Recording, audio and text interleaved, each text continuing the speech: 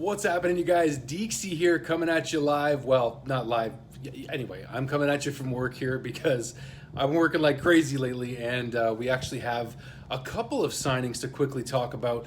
And then also, we never got a chance to really talk about HarveyPenard and how now he's going to be out for 4 months. So let's quickly talk about the Arber, Xhekaj, and Justin Barron signings. We'll talk about the Habs cap space quickly as well. So Arber, Xhekaj, and Justin Barron, you saw the contracts, you saw the deals coming in at pretty, not, I wouldn't say team-friendly deals is necessarily the reason why they sign these kinds of deals. I think it's because they're getting paid what they're worth right now based on what they've shown so far with the Canadiens. So we saw Justin Barron and Arber, Xhekaj play upwards of between 40 and 50 games per player with the Canadiens last year. They both spent time in Laval. We all saw how well the Arber, Xhekaj stint in Laval actually went. It went very well. And he played with who could be his future pairing line mate, Logan Mailloux, for a while there, which looked really good.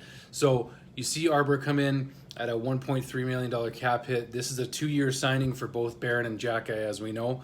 And I think that so far, you know, Xhekaj is more proven than Justin Barron so far. He just needed some more work on his defensive game, which he has clearly gotten better at last year. We saw him having at some point early in the season last year getting into penalty trouble, but he's corrected that and he became a more responsible defenseman, and that's what we expect out of him next year. And he actually believes, if you listen to Arber, Xhekaj's presser, he believes the Canadiens are closer to the playoffs than maybe some of us think, actually, as fans. And of course the players are going to tell you that. I mean, I know 2 years ago, Joel Edmondson, and I'm talking 2 seasons ago, when the Canadiens were in the very basement again, he was saying how he expects the Canadiens to compete for the playoffs, which I thought was really cute. But we all know that the Canadiens ended up in 5th last year as well. So it was a nice thought going into the season from Joel Edmondson. But let's talk about Justin Barron and where his game has been at. You guys have seen my interaction with Justin Barron, the awkward interaction. I've been pretty critical of Justin Barron since he's been in Montreal. And I think that's just because he hasn't been fully ready for the NHL workload of an 82-game schedule just yet.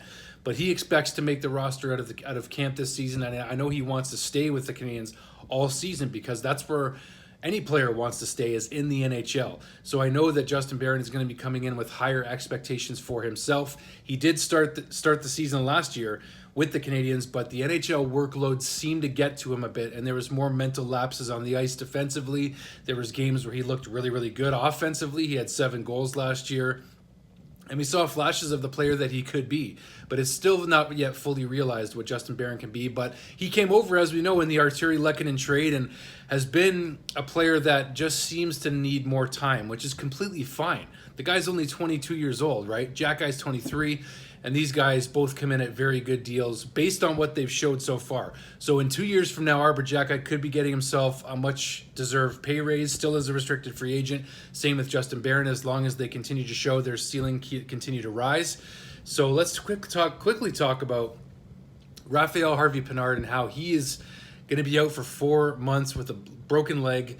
It was a freak accident as he was training this summer, and what that means really is that there's going to be a spot available on the 4th line for the Montreal Canadiens, and who's going to make it? Well, we don't know. There's a lot of players that are certainly going to be auditioning for that role. Certain players do come to mind, but you also have to think too that, you know, maybe Jake Evans' job is not necessarily in question, but it kind of is going to be challenged because this is the last year of his contract, right? But there's a lot of options available for that 4th line spot for HarveyPenard, and we'll see what comes of that. But what I also want to talk to you guys really quickly about as my final point here, as I wrap up this quick little reaction video here at work, as I've been working 2 jobs the last couple of days, 15-hour days.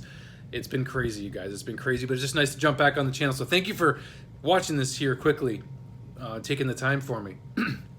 So this leaves the Canadiens with about $5.4 million in cap space going into the season, so they still have cap room available to spend on a restricted free agent. We finally saw Martin Necas re-sign with the Carolina Hurricanes after all the trade talk. He is staying put in Carolina, and that still leaves some players on the market. I know I have been sort of pushing for Patrick Laine. Now, if the Canadiens can somehow retain, if Columbus can retain on Patrick Laine, I think the Canadiens would be interested. He's the most interested player I'm interested in right now as a fan. I know you guys have talked about him at length, and a lot of you are on the fence. A lot of you are not in favor of a Patrick Laine deal, although if the deal was right, I think some of you would be interested, especially if him coming out of the Players Assistance Program shows that he's not only a better player, but better person, hopefully. Hopefully it's a full circle change in his life, period, that translates for Patrick Laine to wherever he goes, whether it's with the Canadiens or not.